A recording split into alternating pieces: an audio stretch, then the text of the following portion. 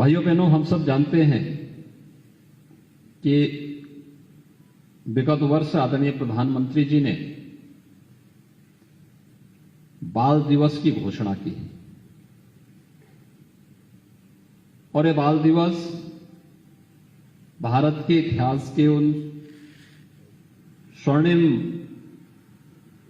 क्षणों की ओर हम सब का ध्यान आकर्षित करता है, जिसने काल की क्रूरता को भी धर्म और देश की सेवा करने से कभी भी अपने मार्ग से विचलित होते हुए नहीं देखा। हम सब जानते हैं गुरु गोविंद सिंह जी महाराज के चार साहबजादे देश और धर्म के लिए अपने आप को बलिदान कर दिए, लेकिन उन्हें जो सम्मान मिलना चाहिए था, जिसका वो हकदार थे, या पहली बार हुआ जब प्रधानमंत्री मोदी जी ने बाल दिवस की घोषणा करके भारत की वर्तमान पीढ़ी को देश और धर्म के लिए किस भाव के साथ हमें कार्य करना है, इसकी एक नई प्रेरणा प्रदान की।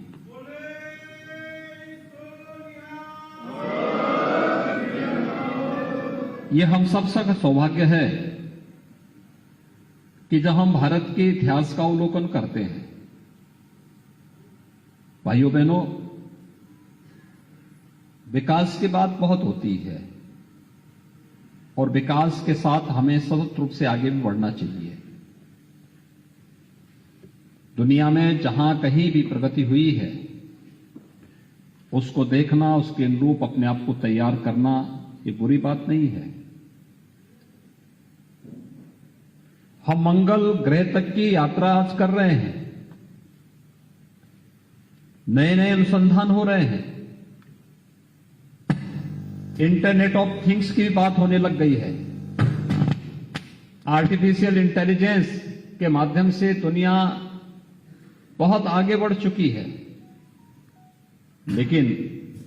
इन सब के साथ हम सबको याद रखना होगा कि इतिहास को विस्मृत करके हम आगे नहीं बढ़ सकते। इतिहास के गौरवशाली क्षण हमें आगे बढ़ने की प्रेरणा प्रदान करते हैं और सिख गुरुओं का इतिहास भारत की विजय का उसी गाथा को प्रमाणित करता है। गुरु नानक देव जी से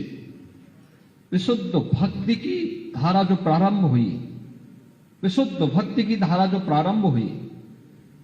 वह जब देश और समाज की आवश्यकता पड़ी तो उसे शक्ति पुंज बनने में भी कोई देर नहीं लगी। मैं तो बार बार इस बात का उल्लेख करता हूं, जब हम लोग काशी विश्वनाथ मंदिर का दर्शन करते हैं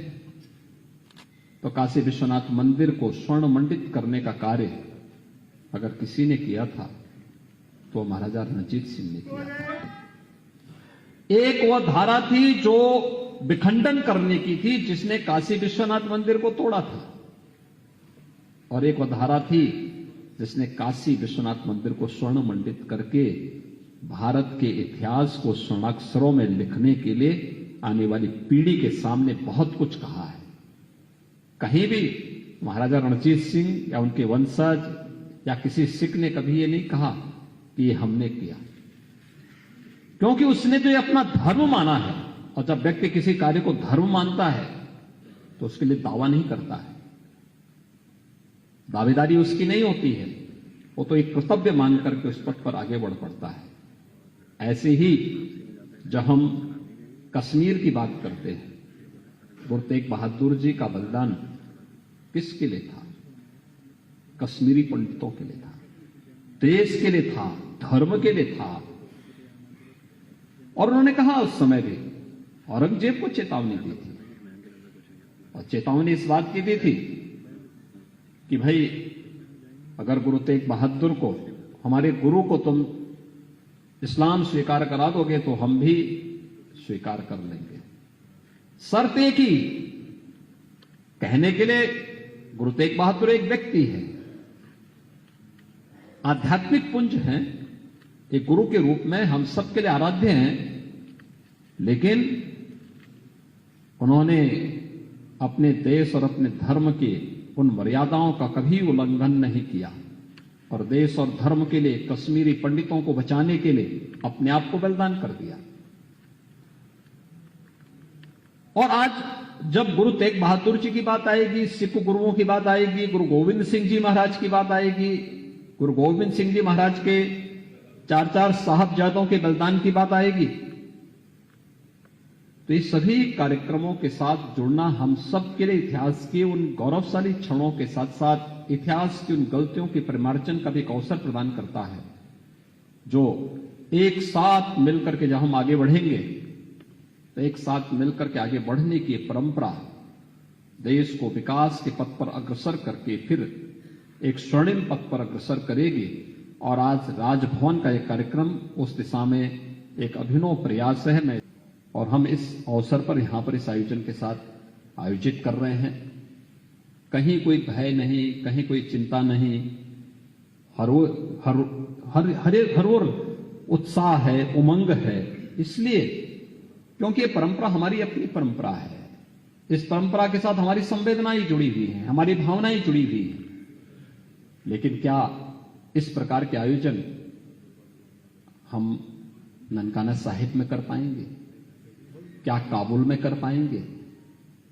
क्या किसी ऐसे स्थल पर जो देश भारत से अलग हो गया, क्या उन क्षेत्रों में संभव हो पाएगा? बहुत कठिन है। और इसलिए हम सबको इस बारे में ध्यान रखना होगा कि सिख गुरुओं का जो बलिदान था वह देश और धर्म दोनों के लिए समान रूप से था और वो हमें निरंतर एक नई प्रेरणा प्रदान करता है। हमारे चैनल को लाइक, शेयर और सब्सक्राइब जरूर करें और नई अपडेट्स के लिए बेल आइकन दबाना ना भूलें।